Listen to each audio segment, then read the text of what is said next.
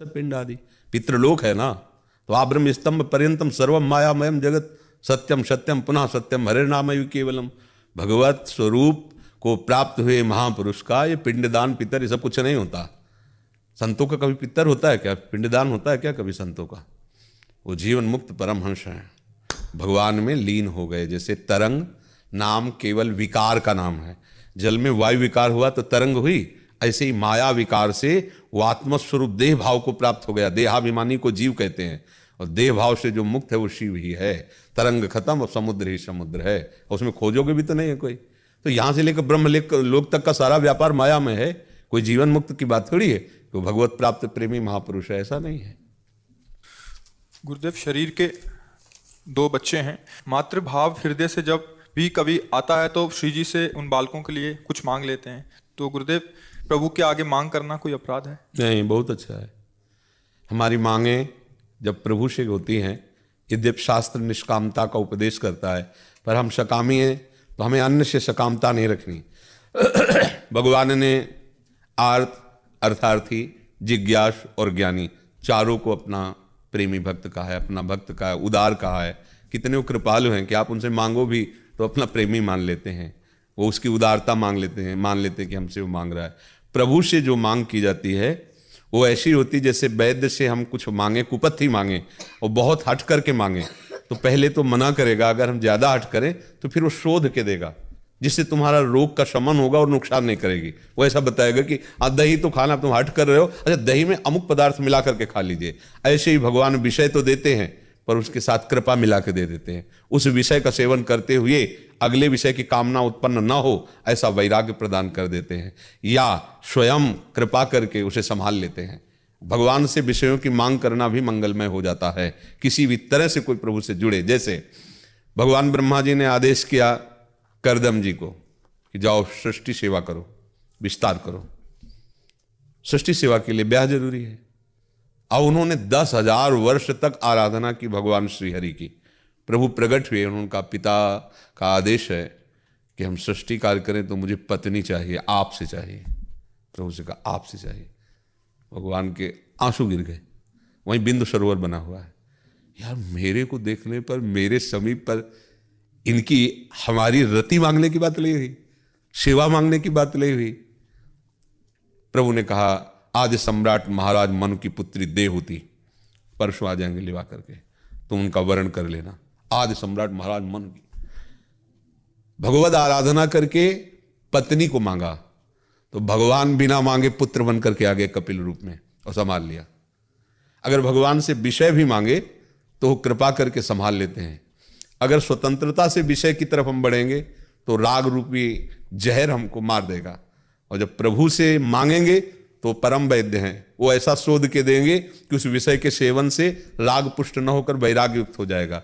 तो हम मोहों, काम, क्रोध, लोभ, मद मत्सर किसी की भी प्रेरणा से परेशान हो तो भगवान जगत वैद्य हैं, इनका आश्रय ले लो, ये संभाल लेंगे। मांगो, इन्हीं से मांगो, मांगना मिट जाएगा। ये ऐसा दरबार है कि मांगना मिट जाएगा। ये जो भिखमंगापन है ना, ये दे दो वो दे दो, मिट जाएगा। तेरे दरबार की आली निराली शान ये देखी, सखावत खुद तेरी गलियों में चक्कर काटते देखा।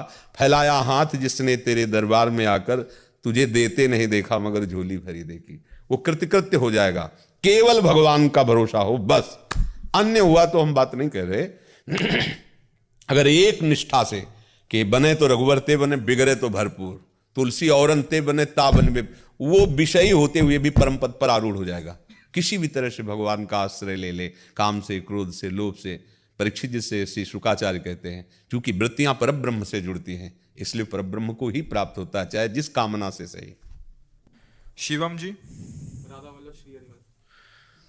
पूज्य गुरुदेव भगवान के श्री चरणों में कोटि कोटि प्रणाम। गुरुदेव, भगवान संसार में रहने से भगवत प्राप्ति का लक्ष्य धूमिल होने लगता है। गुरुदेव भगवान, संसार किसे माना है आपने? बाहर ऐसे दिल्ली कलकत्ता ऐसे संसार मानते हैं क्या? ये है संसार। इसमें रहोगे, इसमें आसक्त रहोगे, इसको सुख देने की चेष्टा करोगे, इससे भोग भोगोगे, यही दुर्गति है। यहाँ कोई बिगाड़ नहीं सकता। बाहर सब आपको परेशानी हो रही क्या? बैठने में परेशानी हो रही क्या आपको? तो कुर्सी दे दीजिए, आप बैठ सुखपूर्वक बैठ जाइए, ऐसे बैठ जाइए। हम कह रहे हैं बाहरी संसार हमें नहीं परेशान कर सकता। ये जो संसार मिला है ना हमें, 3.5 हाथ का संसार, सारा खेल इसी का है। माना हम दिल्ली कलकत्ता से भागकर बाबा जी बन गए, परिवार से भाग के बाबा जी बन गए, तो अंदर का जो संसार है उससे कहाँ भागेंगे? मामला तो सब अंदर से है ना। काम, क्रोध, लोभ, मोह, मद मत्सर यहीं अटैक करते हैं ना। अगर हमारा यहाँ सुधार हो गया तो चाहे जहाँ बने रहो, कोई परेशानी नहीं। हमारा सुधार होना आवश्यक, बच्चा, भागना आवश्यक नहीं है। भागने से काम नहीं बनेगा, हमें सुधार करना है। आप जहाँ भी हो, जो भी सेवाएं हैं, आप भगवत भाव से कीजिए और नाम जप करते रहिए, प्रभु को पुकारते रहिए, तो गृहस्थ में रहते हुए भी महात्मा ही होगे। बाहर भाग पड़े तो आप विकारों को तुम हल्के से मत लेना।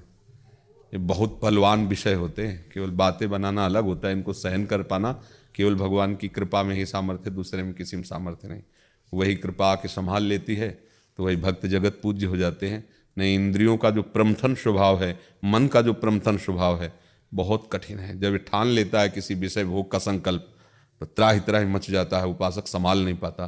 पर वो संभालने वाले भगवान है, करो सदा तिनके रखवारी जिम बालक राखे। तो आप संसार को बाहर मत समझिए, यही है सब संसार, पूरा का पूरा ये। इससे जो वैरागी हो गया वो संसार का त्यागी माना जाता है।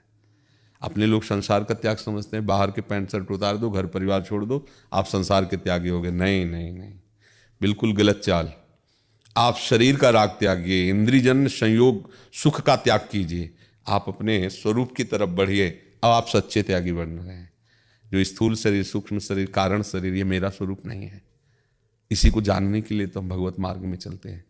या भगवत दर्शन करो तो उसका परिणाम ये हो जाएगा कि जान जाओगे, मम दर्शन फल परम अनुपा, जीव पाव निज सहज स्वरूपा। अपने स्वरूप का परिचय मिले बिना बात नहीं बननी। जहाँ भी हो, हम कहते भागना उचित नहीं है। अपने को ऐसा समझ में आता है कि अगर एकांत में रहेंगे तो भजन कर लेंगे, एकांत में रहोगे तो मन सवार होकर तुम्हें नष्ट कर देगा। एकांत को हजम कर पाना बहुत अच्छे साधकों का लक्षण है, जिन्होंने कई जन्मों से अपने मन को मार कर तो एकांत में बैठकर भगवदाकार वृत्ति नहीं। एकांत में विषय चिंतन होता है, विषय चेष्टाएं होती हैं। बाहर से निकलो चंदन तिलक लगा के, लेकिन एकांत तुम्हारा गंदा होगा।